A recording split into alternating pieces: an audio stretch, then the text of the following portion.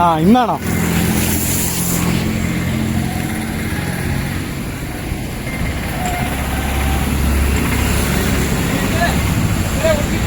ആ ഇന്നലെ ഇവിടെ ഒട്ടിച്ചല്ലേ?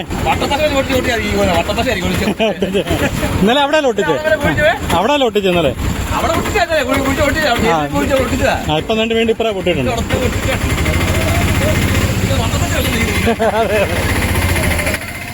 അവിടെ അങ്ങാടി കിടന്ന് ഓട്ടോ ഓടിക്കുന്ന നമ്മുടെ സുഹൃത്താണ്. അദ്ദേഹം ചോദിക്കുന്നത് വട്ടപ്പച്ച കൊണ്ടാണോ പൈപ്പ് പൊട്ടിക്കുന്നതെന്നാണ് ചോദിച്ചത്. എങ്ങനെ ചോദിക്കാതിരിക്കും, ഇതല്ലേ സ്ഥിരം കാണുന്നവര്.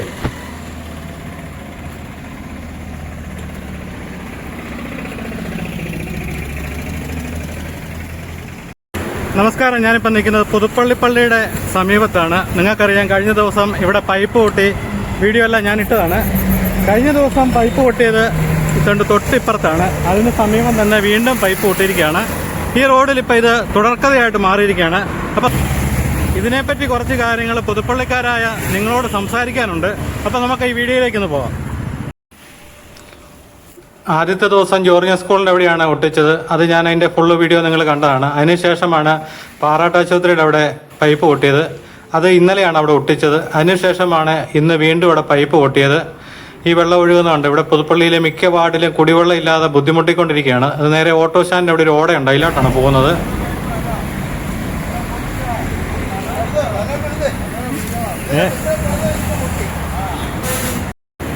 നമുക്ക് സ്ഥിരം പണിയാ വീഡിയോ ഒന്ന് എടുക്കുക എന്നുള്ളത്.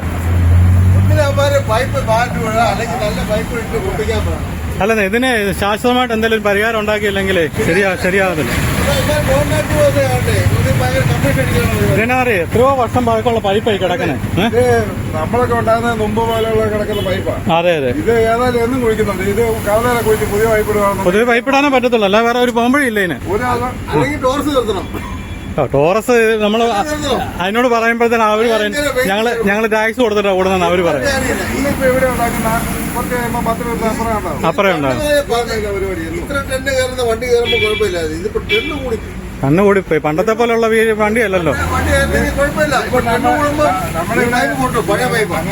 പുതുപ്പള്ളി വരെ പുതിയ പൈപ്പ് കുഴിച്ചിടുകയാണെന്നുണ്ടെങ്കിൽ ഇതങ്ങ് മാറുമല്ലോ.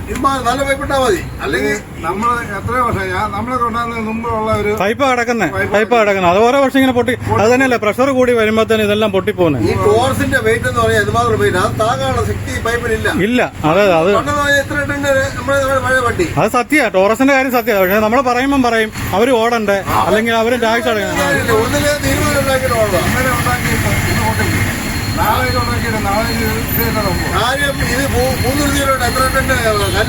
പിന്നെ ഓരോ ദിവസം എന്തുമാത്രം ടോറസ് ഓടണം. എത്ര വീലുള്ള വണ്ടി പോകുന്നത് അപ്പൊ അത് മനസ്സിലാക്കണം. ഒന്നിനും ടോറസ് അല്ലെങ്കിൽ പൈപ്പ്.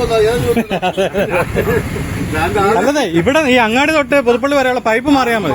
ഈ ഓട്ടോറിക്ഷക്കാരൻ ഈ ഓട്ടോറിക്ഷക്കാർക്ക് എന്തും പണിയാ. ഈ കുഴിക്കാത്തിയാണ്, ഈ കുഴിക്കാത്തിയാണ്, എന്നും പണിയാ വണ്ടിക്ക്. അത് തന്നെയല്ലേ, ഇവിടെ തൊട്ട് അവിടെ വരെ എത്ര കുഴിയായി വഴി മുഴുവനല്ല. കുഴി തന്നെയാണ്. എന്തൊരു അപകടമാണ് ഈ കൊച്ചുപിള്ളേർ വൈക്കാൻ വന്ന 100 കോടി കുഴി ആടി പോണേ. പിന്നെ അതെ അതെ, എത്ര ടോറസുകാരൻ അവനെ വലിയ വീലും വെച്ച് അങ്ങ് പോയാൽ മതി. നമ്മളാണെന്ന് അനുഭവിച്ചുകൊണ്ടിരിക്കുന്നത്. അതെ അതെ, അത് സത്യം. അത് ശരിയാ. അതെ അതെ, എന്തായാലും നമുക്ക് തീരുമാനം ഉണ്ടാക്കാം. ഇപ്പൊ ഒരു പ്രശ്നം കഴിഞ്ഞ് വരിക.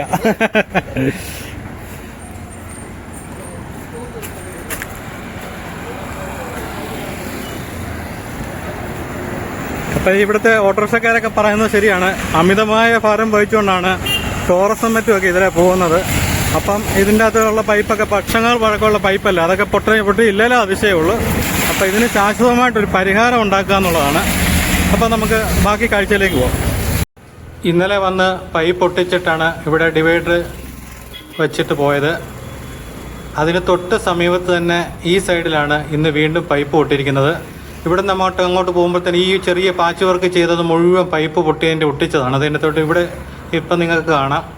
അതുപോലെ തന്നെ ഇതൊരു കുഴിയാണ് ഉണ്ടോ. ഇത് ഈ അടുത്ത കാലത്ത് പൈപ്പ് പൊട്ടിയതാണ്. ഇതെല്ലാം ഈ ഒരു വർഷത്തിനിടയിലാണ്. ഇനി നമുക്ക് മുന്നോട്ട് പോകുമ്പോഴത്തേന് കാണാം. ഇതുപോലെ തന്നെ പുതുപ്പള്ളി കവല വരെ ധാരാളമാണ്, തെരുതെരയാണ് ഈ റോഡിൻ്റെ സൈഡിൽ പൈപ്പ് പൊട്ടിക്കൊണ്ടിരിക്കുന്നത്. ഇത് ഏകദേശം 100 വർഷം പഴക്കമുള്ള പൈപ്പെങ്കിലും ആയിരിക്കും. ഇവിടെ പൈപ്പ് പൊട്ടിയിട്ടുണ്ട്. ഇതിൻ്റെ ഇവിടെ പാച്ച് വർക്ക് ചെയ്തതാണ്. ഇതൊരു വലിയ കുഴിയായിരുന്നു. അവിടുന്ന് സ്വല്പം മുന്നോട്ട് പോയി കഴിഞ്ഞാൽ വീണ്ടും അടുത്തടുത്തുണ്ട്.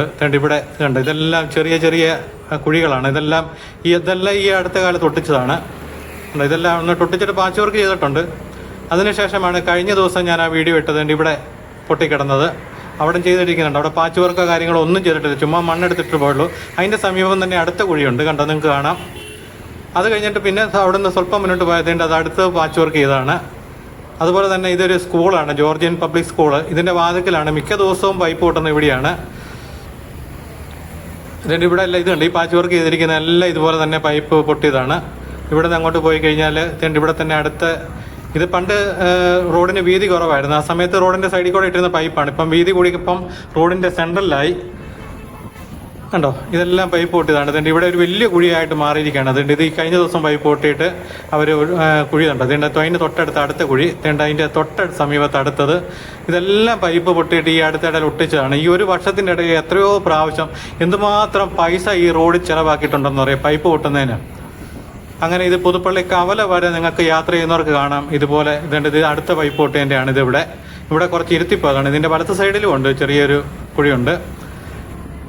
അതുപോലെ ഇത് കുട്ടഞ്ചിറപ്പടി, ഈ റോഡിലെ കാര്യങ്ങളൊക്കെ നിങ്ങൾക്ക് അറിയാവുന്നതാണ്. ഇവിടെ ഇതുപോലെ തന്നെ റോഡിൻ്റെ നടുക്കാണ് പൈപ്പ് പൊട്ടിയത്. അത് പിന്നെ അവർ സൈഡിൽ കൂടെ ഇട്ടുകൊണ്ട് ആ പ്രശ്നം പരിഹരിച്ചു. എന്ന് പറഞ്ഞ പോലെ അങ്ങാടി മുതൽ പുതുപ്പള്ളി കവല വരെ ഈ റോഡിൻ്റെ സൈഡിൽ കൂടെ പുതിയ പൈപ്പിട്ട് കണക്ഷൻ കൊടുത്തെങ്കിൽ മാത്രമേ ഈ ഒരു പ്രശ്നത്തിന് പരിഹാരമാകത്തുള്ളൂ. അല്ലാതെ ഇതിനിട്ട് എത്ര ഇനിയും പൈസ മുടക്കിയാലും ആഴ്ചയിൽ ഇങ്ങനെ പൊട്ടിക്കൊണ്ടിരിക്കും. ഒന്നാമതെ നിങ്ങൾക്കറിയാം, പേരൂരിൽ നിന്ന് കുടിവെള്ളം വന്നിട്ടില്ലെങ്കിൽ പുതുപ്പള്ളിയിലെ അവസ്ഥ വളരെ പരിതാപകരമാവും. പുതുപ്പള്ളി പഞ്ചായത്തിന് സ്വന്തമായ ഒരു കുടിവെള്ള പദ്ധതി പോലും ഇതുവരെ ഇല്ല. വേനൽ കടുത്തതോടെ പുതുപ്പള്ളിയിലെ മിക്ക വാർഡുകളിലും കുടിവെള്ളത്തിന് വേണ്ടി വളരെയേറെ ബുദ്ധിമുട്ടുന്ന ഒരു കാഴ്ചയാണ്. ഞാൻ താമസിക്കുന്ന പുതുപ്പള്ളി ഗ്രാമപഞ്ചായത്തിൻ്റെ 9ാം വാർഡിലാണ്. എനിക്കറിയാം വെള്ളത്തിൻ്റെ ബുദ്ധിമുട്ട് എന്താണെന്നുള്ളത്. കാരണം ഒരു കുടം വെള്ളം, ഞാൻ കഴിഞ്ഞ വീഡിയോയിൽ ഞാൻ പറഞ്ഞതാണ്, ഒരു കുടം വെള്ളം എങ്കിലും ചുമന്നവനെ വെള്ളത്തിൻ്റെ വില അറിയത്തുള്ളൂ. മിക്ക വാർഡിൽ ഇപ്പം നമ്മുടെ ഇഞ്ചക്കാട്ടുകുന്ന് കുടിവെള്ള പദ്ധതിയുണ്ട്, കോഴിമലക്കുന്ന് കുടിവെള്ള പദ്ധതിയുണ്ട്. അതുപോലെ മിക്ക സ്ഥലത്തും ചെറിയ ചെറിയ കുടിവെള്ള പദ്ധതികളുണ്ടെങ്കിലും അവിടെയൊന്നും ഈ നമ്മുടെ വാർഡിലെ ജനങ്ങൾക്ക് കൊടുക്കാൻ പറ്റുന്നത്ര വെള്ളം ലഭ്യമല്ല. അതുപോലെ നമ്മുടെ പുതുപ്പള്ളി ഗ്രാമപഞ്ചായത്തിൻ്റെ 9ാം വാർഡ് ഞാൻ താമസിക്കുന്നിടത്ത് പലയിടത്തും പാറമടയിൽ നിന്ന് എടുത്താണ്. ഞാനും പാറമടയിൽ നിന്നാണ് വെള്ളം എടുത്ത് ഉപയോഗിക്കുന്നത്. അപ്പോൾ ഞാൻ എൻ്റെ വീടിൻ്റെ തൊട്ട് സമീപത്ത് ഒരു ചെറിയൊരു കുളം കുത്തിയിട്ട് അതിലേക്ക് പമ്പ് ചെയ്തിട്ട് ആ വെള്ളം കെട്ടി വന്നിട്ടാണ് അതാണ് ഞാൻ ഉപയോഗിക്കുന്നത്. ഇതൊക്കെ ഞാൻ പറയുന്ന കാര്യങ്ങളൊക്കെ 100% സത്യമായ കാര്യമാണ്. അതുപോലെ നിങ്ങൾക്ക് എല്ലാവർക്കും അറിയാം, നമ്മുടെ ജൽജീവൻ പദ്ധതി എന്ന് പറഞ്ഞൊരു പദ്ധതി പുതുപ്പള്ളി ഗ്രാമപഞ്ചായത്തിൽ വന്നു. ആ പദ്ധതി ഈ ആനയെ മേടിക്കുന്നതിന് മുമ്പ് തോട്ടി മേടിച്ചെന്ന് പറഞ്ഞ പോലെ കഴിഞ്ഞ ഭരണസമിതി ചെയ്തൊരു പരിപാടിയാണ്. ഈ പദ്ധതി വന്ന് ടാങ്കിൻ്റെ 3 ടാങ്ക് പണിയണമായിരുന്നു. കീഴാറ്റുകുന്ന്, കാളിമല, പുളിക്കാച്ചിറ ഈ 3 ടാങ്കിൻ്റെ പണി തുടങ്ങുന്നതിന് മുമ്പ് തന്നെ അങ്ങോട്ടുള്ള വഴി മുഴുവൻ വെട്ടിപ്പൊളിച്ചു. അതിൻ്റെ ദുരിതമാണ് പുതുപ്പള്ളിക്കാർ ഇന്ന് അനുഭവിച്ചുകൊണ്ടിരിക്കുന്നത്. അതുകൊണ്ട് ഏറെക്കുറെ 3-4 വർഷമായിട്ട് ഉള്ള റോഡ് മുഴുവൻ നശിപ്പിച്ച് വെച്ചിരിക്കുകയാണ്. നിങ്ങൾ മിക്കവരും പോയി കണ്ടു കാണത്തില്ല. ഞാൻ ഈ 3 ടാങ്കും പോയി കണ്ടതാണ്. അതിൻ്റെ അകത്ത് 3 ടാങ്കിൻ്റെ പണി ഏറെക്കുറെ 80 അല്ലെ 90% അടുത്തൊക്കെ ടാങ്കിൻ്റെ പണി തീർന്നു. ഇനിയും കിടക്കുകയാണ്, 10-15% വർക്കും കൂടെ കിടക്കുകയാണ്. ഇത്രയും വർക്കും കൂടെ ചെയ്തെങ്കിൽ മാത്രമേ ഉള്ളൂ ഇതിൻ്റെ അകത്തോട്ട് വെള്ളം പമ്പ് ചെയ്ത് ഈ നമ്മുടെ വാർഡിലേക്കുള്ള കുടിവെള്ളം ലഭ്യമാക്കാൻ പറ്റത്തുള്ളൂ. അതിപ്പോൾ 2026 ഇപ്പോഴത്തെ ജലജീവൻ്റെ പണി ഇപ്പം പലയിടത്തും കണ്ടുവരുന്ന പോലെ ഇതിപ്പോൾ 2027-28 ആയാൽ പോലും നമ്മുടെ പുതുപ്പള്ളി പഞ്ചായത്തിൽ ഒരു വീട്ടിലും വെള്ളം കിട്ടാനുള്ള യാതൊരു സാധ്യതയില്ല. അതുപോലെ ആൾക്കാർ വെള്ളത്തിന് വേണ്ടി ബുദ്ധിമുട്ടിക്കൊണ്ടിരിക്കുകയാണ്. അപ്പോൾ ഇതിന് ശാശ്വതമായിട്ടൊരു പരിഹാരം ഞാനിപ്പം പറഞ്ഞു, നമ്മുടെ പുതുപ്പള്ളി പഞ്ചായത്തിന് സ്വന്തമായിട്ടൊരു കുടിവെള്ള പദ്ധതി ഇല്ല. ഈ പേരൂരിൽ നിന്ന് വെള്ളം വന്നില്ലെങ്കിലും അതുപോലെ ചെറിയ ചെറിയ ഈ കുടിവെള്ള പദ്ധതികളുണ്ട്.